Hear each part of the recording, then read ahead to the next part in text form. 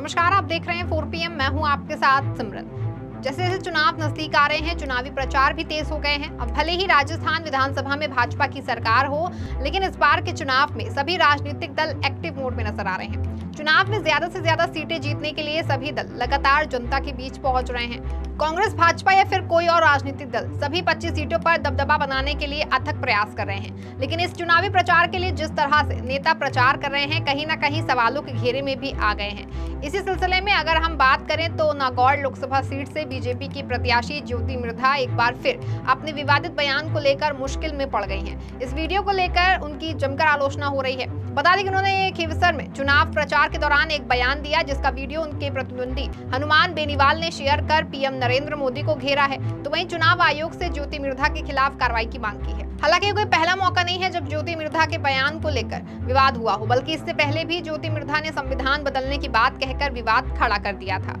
और इस पर भी हुआ विवाद जमकर चर्चा में बना। अब जब बीजेपी की प्रत्याशी ज्योति मिर्धा का एक और बयान सामने आया है, तो इसे लेकर हंगामा मच गया है और लोगों ने इसकी आलोचना शुरू कर दी है। क्या है इस वीडियो में, पहले आप देखिए। धन्यवाद और करना है कि आगे बढ़ते नहीं तो क्या आपका फोन आने के बाद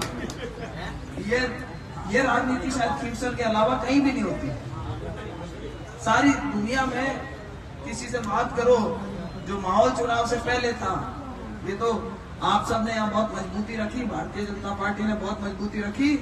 वरना जो एक आम धारणा थी जयपुर में और दिल्ली में, कहते थे यार खींवसर, मैंने कहा कभी देखा है खींवसर? ये तो फिर भी स्वागत है। मैंने थली में चले जाओ, ऐसा लगेगा तालिबान है, अफगानिस्तान में आ गए। अब इसी वीडियो को हनुमान बेनीवाल ने सोशल मीडिया पर शेयर करते हुए एक लंबा चौड़ा लेख लिखा। उन्होंने लिखा कि नागौर लोकसभा क्षेत्र से मेरे सामने भारतीय जनता पार्टी के टिकट पर चुनाव लड़ रही उम्मीदवार ज्योति मिर्धा, जिन्होंने हाल ही में बीजेपी के सत्ता में आने के बाद बाबा साहेब के संविधान को बदलने की बात कही है। अब फिर से उन्होंने अपने भाषण में वोटों की अपील करते हुए नागौर के खींवसर क्षेत्र को तालिबान की संज्ञा दी है। ज्योति मिर्धा ने थली बेल्ट का उल्लेखन करते हुए खींवसर को तालिबान कहा। ऐसे बयानों का लोकतंत्र में कोई स्थान नहीं है और ये बयान निंदनीय है। सांसद हनुमान बेनीवाल ने कहा, चुनाव के इस रण में मेहनतकश क्षेत्र को तालिबान की संज्ञा देने वाली ज्योति मिर्धा जी को मैं बताना चाहूंगा कि आप यहाँ केवल चुनाव के समय पर्यटक के रूप में आते हैं, इसीलिए आपको इस बात का ज्ञान नहीं होगा कि खींवसर का क्षेत्र वो पवित्र है, वो वीर भूमि है, जिसके खरनाल गांव में गायों की रक्षा के लिए बलिदान देने वाले गौरक्षक वीर तेजाजी महाराज का अवतरण हुआ था। इतना ही नहीं, उन्होंने इस वीडियो के जरिए पीएम मोदी और केंद्रीय गृह मंत्री पर निशाना साधा। उन्होंने कहा कि मैं पीएम मोदी और गृह मंत्री अमित शाह जी को ये पूछना चाहता हूं कि आपके अनुसार आपकी बीजेपी पार्टी की इस देश में किसी को देशभक्त होने का प्रमाण पत्र देती है, लेकिन क्या ये प्रमाण पत्र दे देते क्या चुनाव आपके लिए इस देश की गरिमा और अखंडता से भी इतने ज्यादा महत्वपूर्ण हो गए, जो आपकी नागौर लोकसभा क्षेत्र से उम्मीदवार ज्योति मिर्धा इस देश के किसी क्षेत्र को तालिबान की संज्ञा देने लग गई। साथ ही इस मामले पर उन्होंने कार्यवाही भी की। चुनाव आयोग से मांग करते हुए उन्होंने कहा कि देश के प्रधानमंत्री और गृह मंत्री पद का आसीन दोनों नेताओं को सार्वजनिक रूप से माफी मांगते हुए अपना स्पष्टीकरण देना चाहिए। मैं भारत निर्वाचन आयोग और राजस्थान के निर्वाचन विभाग से अपील करता हूं कि आप संज्ञान लेकर चुनाव के समय देश की अखंडता को तोड़ने का प्रयास करने वाले इस बीजेपी उम्मीदवार के खिलाफ सख्त से सख्त कार्रवाई करें। आपको बता दें कि राजस्थान में कांग्रेस और आरएलपी का गठबंधन हुआ है। राजस्थान में भाजपा को हराने के लिए कांग्रेस ने पूरा प्लान तैयार किया है। एक तरफ जहां कांग्रेस ने हनुमान से हाथ मिलाया है, वहीं न्याय पत्र के जरिए भी लोगों को रिझाने की कोशिश चल रही है। बता दें कि कांग्रेस ने राजस्थान के नागौर सीट हनुमान बेनीवाल की पार्टी आरएलपी के लिए छोड़ी है।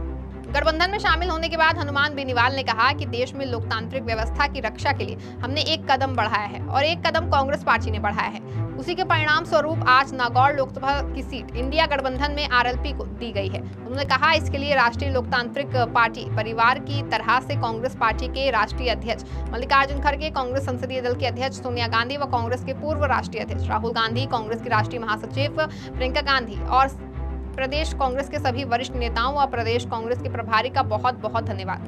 बता दें कि राजस्थान में हनुमान बेनीवाल की वोटरों में अच्छी पकड़ है और वो इस बार के लोकसभा चुनाव में कांग्रेस को बड़ी मदद दिला सकते हैं। वहीं बात करें कांग्रेस की, तो कांग्रेस पार्टी भी विधानसभा चुनाव में हारने के बाद से ही प्रदेश में एक्टिव है और पूरी तरह से विधानसभा में हुई गलतियों को सुधारने की कोशिश में लगी है। ऐसे में कांग्रेस ने हाल ही में प्रदेश में बड़ी जनसभा का आयोजन किया, जिसमें सोनिया गांधी, प्रियंका गांधी, मल्लिकार्जुन खड़गे समेत अन्य कई बड़े नेता शामिल हुए और राजस्थान की जनसभा को न्याय पत्र के बारे में बताया। वहीं कांग्रेस अध्यक्ष मल्लिकार्जुन खड़गे ने जनसभा को संबोधित करते हुए क्या कुछ कहा, देखिए इस वीडियो में।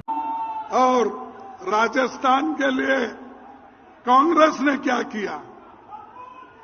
देखिए, इंदिरा गांधी नहर, ये बहुत बड़ा, इससे पूरा राजस्थान का पिक्चर बदल गया। ग्रीन रेवोल्यूशन हुआ, जो लोग बाहर जाते थे, आज इंदिरा गांधी नहर से लोग, किसान खुश हैं।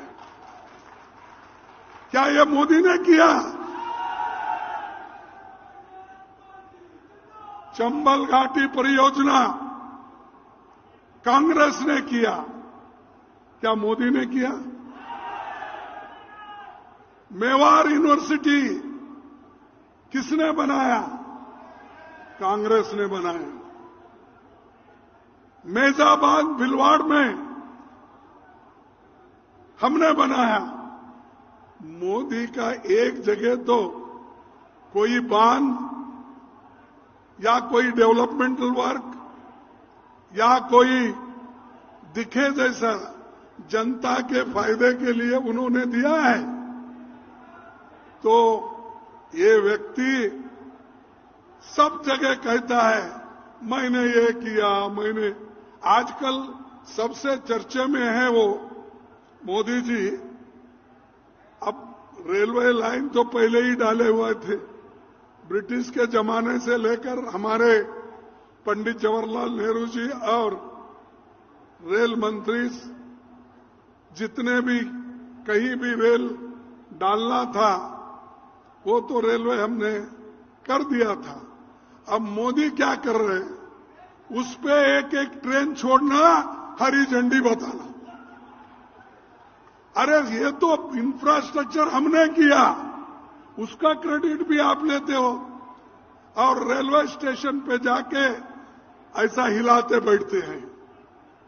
तो ये मोदी की देन है। बगैर काम करते हुए, बगैर काम किए क्रेडिट लेने का उनका हमेशा से ये बात है। अब एम्स जोधपुर में आया, किनके काल में आया? एम्स किसके काल में आया?